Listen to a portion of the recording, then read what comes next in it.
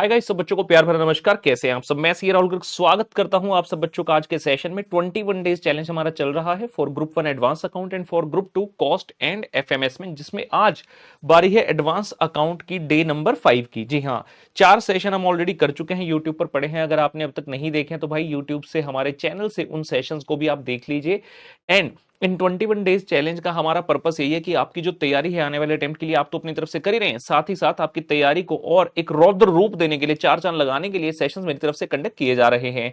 अगर आपने channel subscribe नहीं किया तो कर लीजिए, बटन प्रेस कर दीजिए। कौन सा button sir? Bell icon press कर लीजिए। टेलीग्राम चैनल को ज्वाइन कर लीजिए, क्योंकि जो भी सेशन है उसके नोट्स हम टेलीग्राम चैनल पर डाल देते हैं। बहुत ही बढ़िया तरीके से वेल प्रेजेंटेड मैनर में नोट्स जो है मैंने बनाए हैं। एंड साथ ही साथ ये वाली चीजें बता देता हूं कि आप बाकी दोनों सब्जेक्ट के लिए भी फॉलो करते रहिएगा 21 डेज चैलेंज, और अपने फ्रेंड्स सेक्टर के साथ भी शेयर कर दीजिएगा न्यूज। और अगर आ चुके हैं इस वीडियो पर तो लाइक करना ना भूलें। चलिए जी, मैं और आप मिलकर स्टार्ट करते हैं आज का कार्यक्रम। ये लीजिए उत्तर।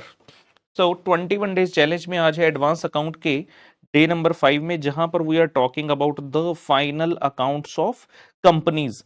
फाइनल अकाउंट्स ऑफ कंपनीज की जैसी बात आती है तो जहन में P&L और बैलेंस शीट का फॉर्मेट आने लगता है, जो कि शेड्यूल 3 के द्वारा एक नया फॉर्मेट कुछ साल पहले as per the companies act 2013 लेकर आया गया। और इस चैप्टर में सबसे बड़ा चैलेंज यही है कि बच्चा प्रे करता है यार ये क्वेश्चन ना बहुत लेंदी हो जाता है, ये आए ना।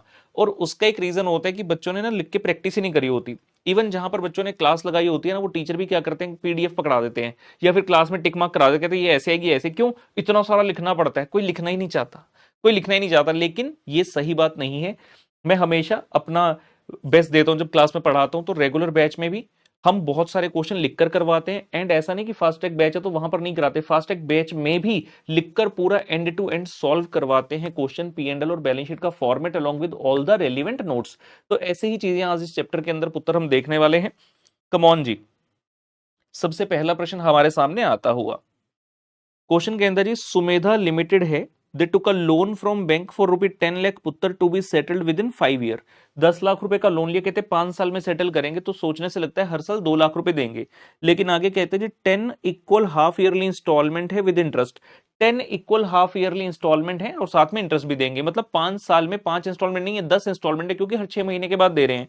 तो 10 लाख डिवाइड बाई 10 करता हूं तो 1 लाख रुपए की पर इंस्टॉलमेंट आपकी आ जाती है। क्वेश्चन कहता पुत्र, first instalment is due on 30 सितंबर 2013। 1 लाख रुपए की, जो हमने कहा ही है कि 1 लाख रुपए की इंस्टॉलमेंट होगी, तो क्वेश्चन कह रहा है भाई पहली इंस्टॉलमेंट ना 1 लाख रुपए की जो ड्यू है 30 सितंबर को। Determine how the loan will be classified in preparation of financial statement of Sumedha limited for the year ending 31 March 13 as per the schedule 3। तो 31 मार्च 13 को आप बैलेंस शीट जब बना रहे हो, किस तरह से लोन दिखाना है? अब लेमैन बड़ा ही सिंपल सा जवाब देगा, कहेगा भाई 5 साल में पे करना है, to be settled within 5 year, मतलब 1 साल से ज्यादा है तो लॉन्ग टर्म बोरिंग के अंदर जाएगा, नॉन करंट लायबिलिटी बनेगा 10 लाख। लेकिन अगर हम फाइनेंस के स्टूडेंट हैं और हम जानते हैं भली भांति कि किस तरह से करंट और नॉन करंट को क्लासिफाई किया जाता है एज पर शेड्यूल 3, तो हम ये उत्तर नहीं देंगे। हमारा उत्तर क्या होगा कि भाई अगले 12 मंथ के अंदर जो भी अमाउंट पेबल है आपका, वो तो बनेगा करंट लायबिलिटी, और जो बियॉन्ड 1 ईयर पेबल है वो बनेगा नॉन करंट लायबिलिटी। तो सीधी सीधी बात करें, 31 मार्च 13 पे हम खड़े हैं, तो मुझे ये देखना है 31 मार्च 14 तक कितना पे करना है अपने को। कितनी इंस्टॉलमेंट जाएगी जी? 2। एक 30 सितंबर को जाएगी, उसने बोला हाफ ईयरली, और एक जाएगी 31 मार्च 14 को। तो 2 इंस्टॉलमेंट ऑफ 1 लाख रुपए ईच, यानी कि टोटल 2 लाख। ये 2 लाख तो आपका करंट लायबिलिटी में क्लासीफाई होगा, और जो बाकी का बच गया 5 lakh total minus this 1 lakh, जो बच गया 4 लाख रुपए, वो कहां पर क्लासीफाई किया जाएगा? Under the non current liability. तो ये इस प्रश्न का सही उत्तर बनता है। आइए जी उत्तर देखते हैं। ये लीजिए, तो लॉन्ग टर्म बोरिंग है बाय डिफॉल्ट, 31 मार्च 13 को देख रहे हैं, तो ये जो पीरियड है दिस 1 ईयर पीरियड, इसमें आपकी 2 इंस्टॉलमेंट जारी है। इंस्टॉलमेंट 1 ऑन 30 सितंबर, इंस्टॉलमेंट 2 ऑन 31 मार्च 14। ये देखिए लिखे विद इन 12 मंथ है। तो ये वाला जो अमाउंट है आप क्लासीफाई करेंगे एज अ करंट लायबिलिटी, और जो बाकी का अमाउंट रहेगा बियॉन्ड 12 मंथ वाला, ये आपका नॉन करंट लायबिलिटी उत्तर बनेगा। I hope it is clear. So हम यहां पर लिख रहे हैं जी, the loan taken by Sumida Limited is long term borrowing, though the loan taken by Sumida is long term borrowing, but amount payable within 12 months from the balance sheet date falls under current liability। तो जब financial statement बनाएंगे Sumidha limited की for the year ending 31 March 13 as at 31 March 13, तो आप non current liability में दिखाएंगे जी long term borrowing के अंतर्गत बैंक लोन कितने रुपए का? 8 लाख का। टोटल 10 का था, टोटल 10 लाख का लोन था क्या? सॉरी, मैंने शायद 5 लाख कुछ ऐसा बोल दिया। 10 लाख का लोन है, जिसमें से 2 लाख रुपए का आपका करंट बना तो बाकी का 8 लाख रुपए का नॉन करंट बन जाएगा। मैंने शायद पहले 5 महीने से कुछ ऐसा बोल दिया, सॉरी। तो करंट लायबिलिटी क्या है? करंट लायबिलिटी में शॉर्ट टर्म बोरिंग और current maturity of long term bank loan 2 lakh रुपए जो आपका विद इन 12 मंथ पे होना। और कुछ समय पहले यहाँ पर अमेंडमेंट आई थी, पहले इसको अदर करंट लायबिलिटी में क्लासिफाई किया जाता था, लेकिन अमेंडमेंट में कहा गया कि नहीं, अदर करंट लायबिलिटी नहीं, इसे आपने शॉर्ट टर्म बोरिंग के तहत जो है क्लासिफाई करना है। वेरी वेरी इंपॉर्टेंट जी। ठीक है, तो एक था ये वाला प्रश्न, काफी अच्छा प्रश्न है, एग्जाम में आपको 3, 4 या 5 मार्क्स में पूछा जा सकता है। अब आते हैं जी मेन क्वेश्चन पर, जहां पर हमें लिखकर पूरी डिटेल में बातचीत करनी होगी, फॉर्मेट्स बनाने होंगे। क्वेश्चन कहते हैं जी the following is the trial balance of Omega limited as at 31 March 2022। Trial balance है तो भैया तुम हो डेबिट और तुम हो क्रेडिट, तुम हो डेबिट, तुम हो क्रेडिट। आइए जी देखें, तो डेबिट साइड पर क्या क्या कहता है जी, लैंड है, प्लांट एंड मशीनरी है, क्या है जी, पीपीई है, ट्रेड रिसीवेबल है, इन्वेंट्री है आपकी, और साथ में बता रहे हैं जी आपका बैंक बैलेंस, ये क्या होगी जी, आपके करंट एसेट हो गए, एडजस्टेड परचेजेस है, factory expense, admin, selling, debenture interest etcetera, ये सारे आपके पी एंड एल में आने वाले खर्चे हो गए statement of P and L में। और एक इंटरिम डिविडेंड पेड, ये क्या है जी, एप्रोप्रिएशन।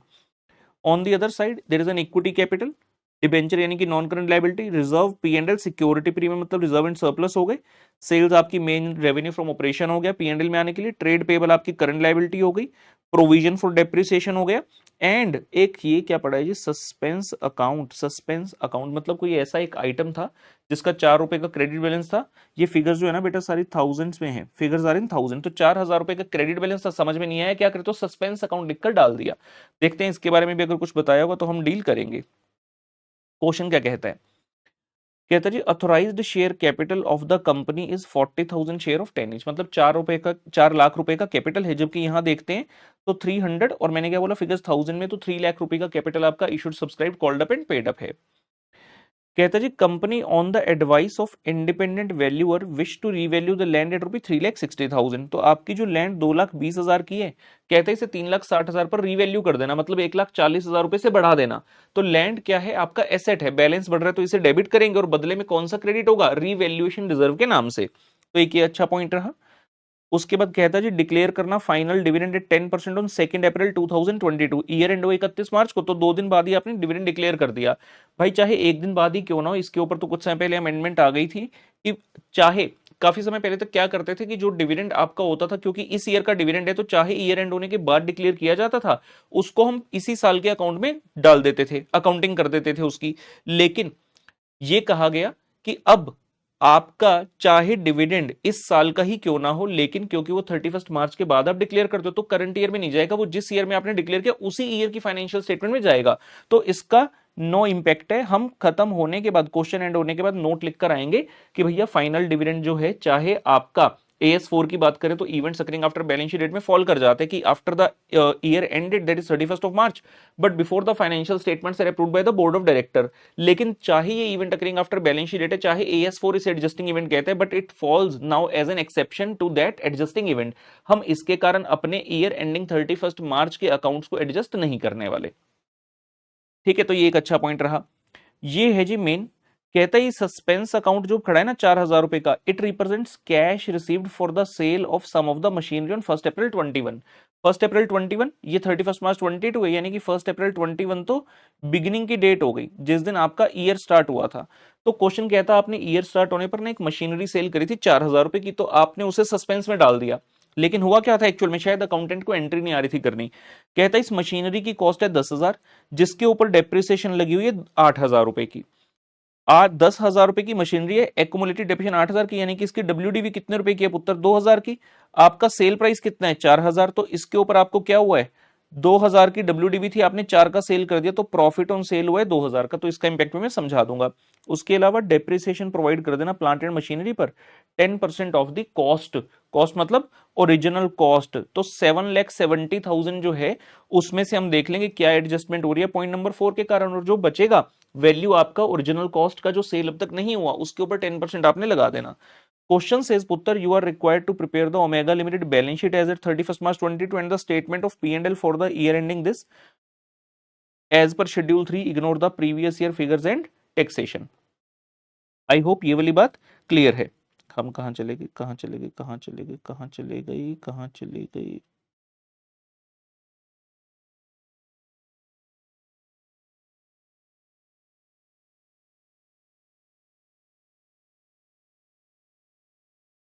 ये लीजिए, सबसे पहले तो जो पॉइंट है एग्जाम में ऐसा नहीं है एंट्री करके आने, लेकिन आपको अच्छी तरह से समझाने के लिए मैं ये एंट्री भी दिखा रहा हूँ। क्वेश्चन ने एक बोला था जी आपने लैंड को रीवैल्यू किया, आपकी 2,20,000 से 3,60,000 कर दी, तो आपका लैंड का वैल्यू बढ़ गया, आपने एंट्री पास करी land account debit to revaluation reserve, तो इसका इंपैक्ट क्या आएगा, लैंड बढ़ जाएगी और उधर रिजर्व एंड सरप्लस में एक नया बैलेंस आ जाएगा जी रिवैल्यूएशन रिजर्व के नाम से।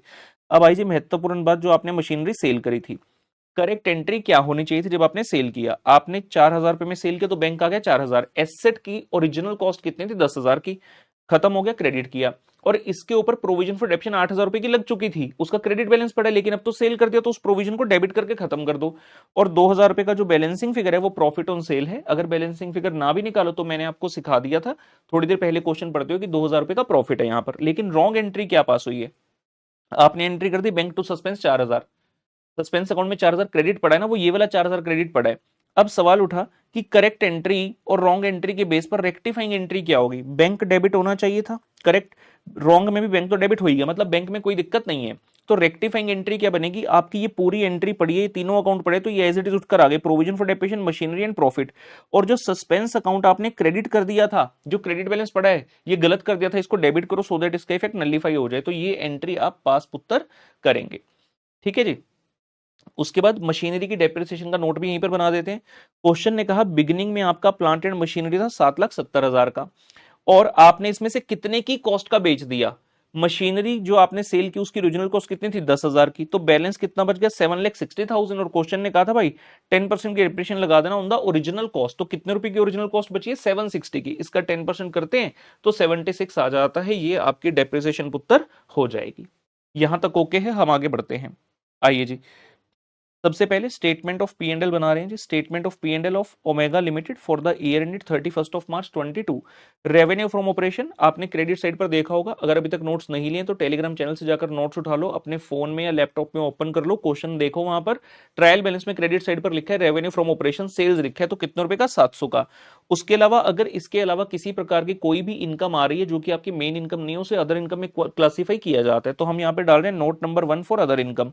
क्या आएगा इसके अंदर, आपका प्रॉफिट जो हुआ sale of plant and machinery के ऊपर, इसके अलावा कोई रेंट रिसीव डिविडेंड रिसीव वगैरह होता वो भी यहीं पर हम डाल देते, तो ये profit on sale of machinery आ गया जी 2,000 का, और यहां से आप कह सकते हैं जी मेरी आ गई total income that is 702, total income 702। उसके बाद आते हैं पुत्र एक्सपेंसेस, सबसे पहले आता है cost of material consume, question में कुछ नहीं बताया, फिर आते हैं जी purchase of stock in trade, फिर आता है change in inventory, change in inventory बोले तो आपका ओपनिंग एंड क्लोजिंग का difference, opening minus closing basically. लेकिन अगर मैं क्वेश्चन के अंदर जाता हूं, अगर मैं क्वेश्चन के अंदर जाता हूं तो यहां पर एक टर्म आपके पास लिखी है जी एडजस्टेड परचेजेस। एडजस्टेड परचेजेस का मतलब होता है कि this is opening plus purchase minus closing, तो जब हम वर्ड बोलते हैं एडजस्टेड परचेजेस तो ओपनिंग एंड क्लोजिंग ऑलरेडी इसके अंदर आ चुका है, तो आपको चेंज ऑफ स्टॉक वाला काम अलग से नहीं करना, इसके अंदर ही ये सब चीज इंक्लूड है, दैट इज 320, तो ये पूरा 320 आप यहां पर लिख देंगे। ये देखिए मैंने यहाँ पर बताया भी इन दोनों को मार्क करके कि इन दोनों को कलेक्टिवली एडजस्टेड परचेज कहा जाता है, 320 आ गया। उसके बाद हायरार्की में आते हैं जी एम्प्लॉय बेनिफिट कॉस्ट, क्वेश्चन में कोई वेजेस सैलरी बोनस कुछ नहीं दिया हुआ। फिर आता है फाइनेंस कॉस्ट, अगर आप क्वेश्चन में जाएंगे फाइनेंस कॉस्ट मतलब कोई भी इंटरेस्ट संबंधित एक्सपेंडिचर है, यहाँ पर एक डिबेंचर इंटरेस्ट दिया गया था 20 का, तो ये आपका फाइनेंस कॉस्ट पुत्र बनेगा। ये लीजिए फाइनेंस कॉस्ट नाम लिखना है, डिबेंचर इंटरेस्ट नहीं लिखना है यहाँ पर। और नोट नंबर 2, नोट नंबर 2 के अंदर जाकर पुत्र हम बता रहे हैं note 2 finance cost debenture interest कितने का 20 का, और सारे फिगर किसमें है 000 में, तो 20,000 रुपए का फाइनेंस कॉस्ट हो गया। उसके बाद नेक्स्ट आता है जी हायरार्की में चलते हुए पुत्र डेप्रिसिएशन एंड अमोर्टाइजेशन। हमने थोड़ी देर पहले नोट बनाया कि डेप्रिसिएशन कितनी है जी 76 की, तो आप नोट नंबर 3 बनाकर बता देंगे कि डेप्रिसिएशन किस चीज की है। ये लीजिए नोट नंबर 3 पुत्र डेप्रिसिएशन एंड अमोर्टाइजेशन में depreciation of plant and machinery आ गया आपका 76 का, ये भी डन हो गया। लास्ट में कोई भी एक्सपेंस जो बच गया उसका हेड है अदर एक्सपेंसेस, सारे एक साथ इसमें डाल दो। क्वेश्चन में अगर आप जाते हो डेबिट साइड ट्रायल बैलेंस की तरफ देखते हैं तो यहां पर कौन से ऐसे खर्चे थे, फैक्ट्री, एडमिन, सेलिंग, ये 3 खर्चे ऐसे थे जिनका कोई ठिकाना नहीं था। बच्चे सर इंटरिम डिविडेंड भी दिया है, ओ भाई ये अप्रोप्रिएशन है, ये पी&एल में नहीं आती है, रिजर्व एंड सरप्लस वाले नोट में आप इसकी ट्रीटमेंट करेंगे, तो 60, 30 और 30 के ये खर्चे भी आपके आ जाएंगे यहां पर। ये लीजिए, तो ये वाले खर्चे अदर एक्सपेंस का नोट नंबर 4 बना रहे हैं। आइए देखते हैं note number 4, factory expense, admin expense and selling expense, total हो गया पुत्र 120 का, तो इस प्रकार से ये वाली वैल्यूज भी हम यहाँ पर डाल देंगे। ये आ गया 120 का अदर एक्सपेंस। खत्म हुआ। ये आपने कह दिया कि भैया मेरे टोटल एक्सपेंस आ गए 536 के, टोटल इनकम थी 702 की, टोटल एक्सपेंस आ गए 536 के, तो इनकम में से एक्सपेंस माइनस करेंगे, आपके पास आ जाएगा जी प्रॉफिट। इसका नाम रखा जाता है प्रॉफिट बिफोर टैक्स, जो आ गया 166। अगर कोई प्रोविजन बनाई है तो उसको यहां से माइनस करते हो, प्रॉफिट फॉर द पीरियड यानी कि प्रॉफिट आफ्टर टैक्स आपका आ जाएगा। लेकिन क्वेश्चन के अंदर कोई प्रोविजन फॉर टैक्स नहीं है, तो यही हमारा प्रॉफिट फॉर द पीरियड हो गया। इस तरह से आपका स्टेटमेंट ऑफ P&L पुत्र कंप्लीट होता है। उस तो बाद आंदी है जी गल बैलेंस शीट दी। तो balance sheet of Omega limited as at 31 March 2022। सबसे पहले तो फॉर्मेट देखते हैं जी, बेहतरीन बिल्कुल। और ये एक्चुअल में फास्ट ट्रैक में ही करवाया हुआ मेरा क्वेश्चन है, जो क्लास में करवाया हुआ है बकायदा लिखकर, ठीक है ना। तो देख सकते हैं कितनी सुंदरता से जो है सारा काम किया गया, कोई होच पोच नहीं है। सबसे पहले आ रहा है head a equity and liabilities, और दूसरी तरफ होता है जी, दूसरी तरफ मतलब पहले होता था वर्टिकल, अब हॉरिजॉन्टल चलता है। दूसरी तरफ का मतलब नीचे की तरफ है एसेट्स। इक्विटी एंड लायबिलिटी में सबसे पहले है आपका शेयर होल्डर फंड, जिसके अंदर आता है share capital, reserve and surplus, share application money, pending allotment. ये हेड दिखाने आवश्यक है। नॉन करंट लायबिलिटी और करंट लायबिलिटी, इसके अंदर फिर देखेंगे जहां जहां इंफॉर्मेशन है वो वाली चीजें डाल सकते हैं। On the other hand assets में नॉन करंट एसेट है, पीपीई एंड इंटेंजिबल एसेट, तो पहले पीपी फिर इंटेंजिबल, और बी पॉइंट होता है जी नॉन करंट इन्वेस्टमेंट। और सेकंड मेन हेड आता है करंट एसेट, जिसमें inventory, trade receivable, cash and cash equivalent और अदर करंट एसेट दिखाए जाते हैं। हम एक एक करके शुरुआत करेंगे। सबसे पहले शेयर होल्डर फंड में आ रहे हैं जी शेयर कैपिटल, जिसके लिए आपने लिखा है नोट नंबर 5। क्वेश्चन में जब हमने पढ़ा तो नीचे नोट्स में बताया गया था कि कंपनी का ऑथराइज शेयर कैपिटल है 40,000 शेयर ऑफ 10 ईच। ये लीजिए, तो नोट नंबर आ रहा है आपके पास 5 शेयर कैपिटल का। सबसे पहले अथोराइज्ड शेयर कैपिटल, फिर issued, subscribed, called up and paid up capital. हाँ जी, तो 40,000 शेयर ऑफ 10 ईच यानी कि 4 लाख रुपए, फिगर्स 1000 में तो 400 लिखना है, ये तो है अथोराइज्ड। लेकिन ट्रायल बैलेंस में क्रेडिट साइड पर लिखा है 3 लाख रुपए का, मतलब इसमें से आपने 30,000 share of 10 each he issue किए हैं। तो जो फिगर आपकी बैलेंस शीट में आएगी वो आएगी जी 300। उसके बाद आते हैं रिजर्व एंड सरप्लस, ये महत्वपूर्ण नोट बनेगा, नोट नंबर 6। क्वेश्चन में गए तो वहां पर आपको ओपनिंग बैलेंस ऑफ P&L दिया था। ये देखिए मैं दिखा देता हूं जी, ओपनिंग बैलेंस ऑफ P&L। यहाँ पे क्या क्या चीजें ध्यान से देख लीजिए, एक ही बार में मार्किंग कर लेते हैं इसकी। ये देखिए जी, तो अपने पास क्या क्या सामान है इसमें। P&L का ओपनिंग बैलेंस है 72, एक जनरल रिजर्व है 130, एक सिक्योरिटी प्रीमियम 40। इन दोनों को तो आपने टच ही नहीं किया, तो एज इट इज आ जाएगा। P&L की जहां तक बात है 72 था, इसमें जो आपने करंट ईयर का प्रॉफिट आफ्टर टैक्स जो स्टेटमेंट ऑफ P&L से आया वो इसमें ऐड कर देंगे, और जो इंटरिम डिविडेंड वाली चीज थी वो यहां से माइनस हो जाएगी। कम ऑन जी पुत्र, आइए देखते हैं note number 6 reserves and surplus. तो आपका आ गया जी surplus, that is statement of P&L, opening balance 72, profit add हुआ करंट पीरियड का और इंटरिम डिविडेंड माइनस करते हुए 220 आ गया।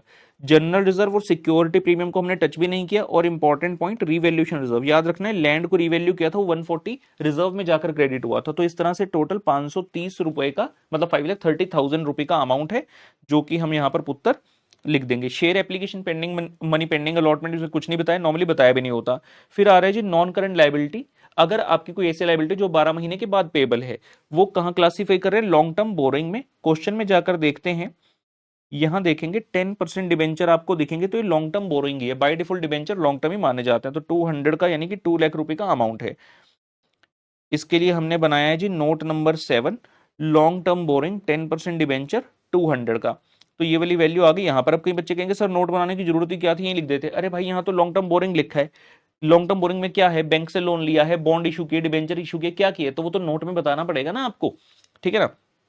उसके बाद आ गया जी करंट लायबिलिटी, क्योंकि एक क्वेश्चन मेजर मास्टर कर रहे हैं तो मैंने इसमें सारे हेड लिखकर बताएं क्या क्या आते हैं। शॉर्ट टर्म बोरिंग आता है, trade payable, other current liability और शॉर्ट टर्म प्रोविजन। अब क्वेश्चन में क्रेडिट साइड पर अगर आप ट्रायल बैलेंस की जाकर देखते हैं तो यहाँ पे आइटम ही ज्यादा कुछ नहीं है। इक्विटी कैपिटल तो डन हो गया, डिबेंचर डन हो गया, रिजर्व डन हो गए, सेल्स हो चुका, सस्पेंस खत्म हो गया, प्रोविजन फॉर डेप्रिसिएशन जाएगा पीपीई में, तो रह गया ट्रेड पेबल। तो ये आपकी क्या चीज है जी, मेन आपका करंट लायबिलिटी के अंदर ट्रेड पेबल जो आते हैं वो वाला सीधा सीधा वैल्यू दे दिया 52 का, तो ये वाली वैल्यू हम लिख देंगे। इसके अलावा और कोई चीज नहीं बताई, और इसका नोट बनाने की आवश्यकता नहीं है क्योंकि सीधा वैल्यू उसने बता दी।